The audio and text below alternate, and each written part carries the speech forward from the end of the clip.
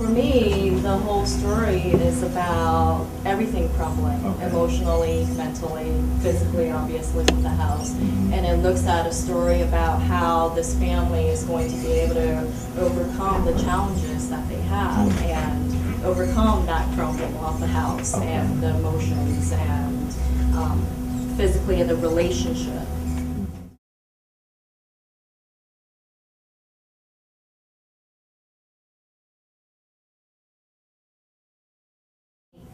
I think the grieving process is going to be different for each person. We all grieve differently. Some of us grieve right in the moment. Some of us may take years.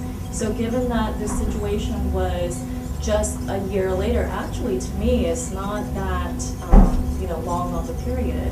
I have a patient whose father died in an accident, and it took him 4 years before he could really let himself believe in that and go through the process at his father's death anniversary.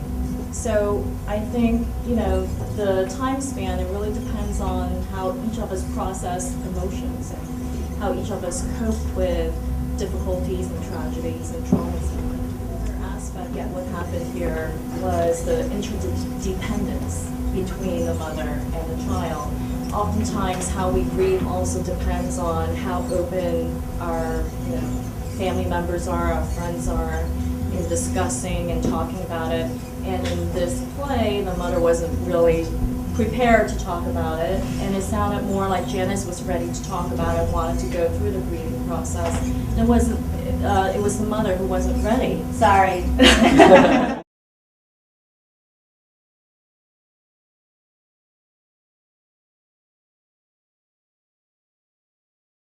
I think we need to distinguish the difference between humor, healthy humor, and sarcasm, which can be as a form of denial. I think that with classic hoarders, denial isn't really their core symptom. What their core symptom is that they really don't have an awareness. Their insight is very low. That, for example, Barbara was hoarding 57 cats. Yes. To her, she actually believes that she needs to take care of these cats, that these cats depend on her, they may not have a better home, that she really loves them, and she probably does have that emotional attachment, because many hoarders do have emotional attachments, especially for animal hoarders. They do have that emotional attachment. However, it's not necessarily a denial. It's more of they have a lack of insight into the problem itself, which is one person cannot care for 57 cats. I don't care who you are. Right. So, it's not necessarily a denial. Now, I know that hoarders also have, hoarders tend to have experienced trauma. For Barbara, it seems like the trauma centered somewhere around your not being able to have children and the emotional hurt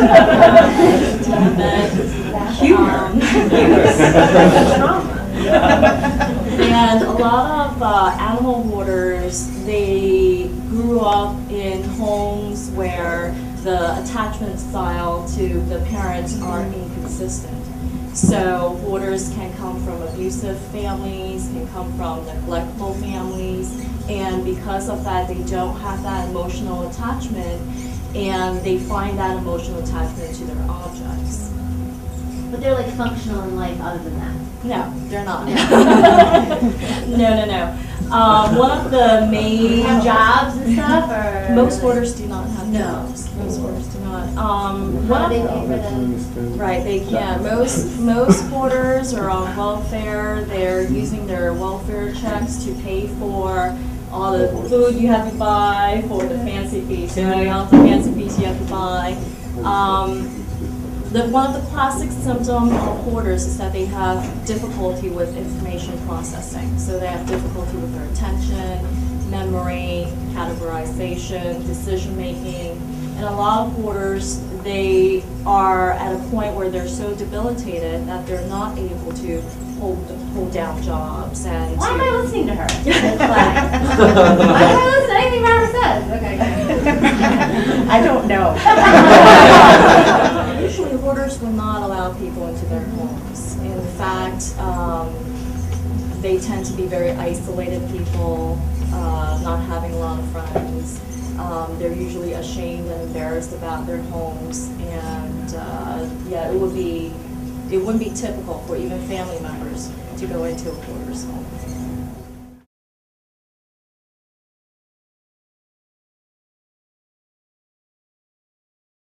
First of all, I think it's really important for us to learn from our emotions. So mistakes are always going to happen, and it's about how you learn from that mistake and how you grow from that mistake. And if you are feeling guilty over something, it would be important for you to be able to learn from it rather than holding on to it and beating yourself up each time, because that is just a waste of energy. And channel that energy into learning from whatever mistake occurred and growing from it, becoming a better person, becoming a stronger person. And that is basically what evolution is, right? As we get older, we get wiser. However, that's because we evolve. We learn from our past mistakes and our past errors. I think that for guilt.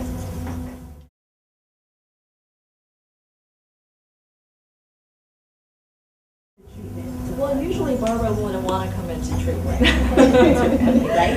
It's usually her family who's pushing her into treatment. And again, that has a lot to do with the lack of insight that the hoarder doesn't have insight into the problem, and they feel like what they're doing is justified. So it's an intervention that usually takes place where the family members really sit down with the sufferer and talk to her about how she's not only ruining her life, however, she's ruining her family member's life. She's causing, for example, a hoarder can lose their home. There are safety concerns, fire hazards. Your homeowner's insurance even goes up. You have more of a difficult time getting insured. You can risk the possibility of losing your children. So there's also health hazards as well. If your home is infested with feces and dead animals, there's a whole load of health hazards. And it's really important to bring those aspects to the hoarder's attention and really appeal to their emotions rather than doing the finger pointing and blaming and shooting. So it really is dependent upon the family to bring that person in. The hoarding behavior starts pretty young. Usually by the time they are 12 to 15, they're already having collections of stuff. When the child is young, parents are the persons who can say, no, you can only have so many things. So it's rarely identified in younger children, although it does exist in children as young as 3. And usually it's not identified until the person has so many things that they're unable to use their bathroom, go in their bathroom, use their microwave to heat up food. However, the reason why a hoarder, even though they have that insight, they're not able to separate from their items is because they have such an emotional attachment to their material. And that emotional attachment, the way that I like to explain it, because I don't think a lot of people understand how difficult it is for a hoarder to separate with with his or her things, it's almost like breaking up with your loved one again and again and again. Each time you're discarding an item, it's going through that breakup again and again. And this is the emotional attachment that hoarders have to their objects, which is why just because they have the insight, they still have that emotional attachment, and it's still very difficult for them to get rid of their things. Also, by the time a hoarder gets into treatment, they're usually so set in their ways. And again, I was saying earlier that with a hoarder, they do have information processing difficulties, that by the time they're 40s and 50s and 60s, they're just not capable, or they have a harder time understanding the cognitive methods, the tools that we give them, and apply that. to discarding their items, making quick decisions about what needs to be kept, what needs to be discarded, having a place for everything. They just don't have that cognitive capacity as well as we would for those of us who are not hoarders. I wish it was that simple though. It will make my job a lot easier.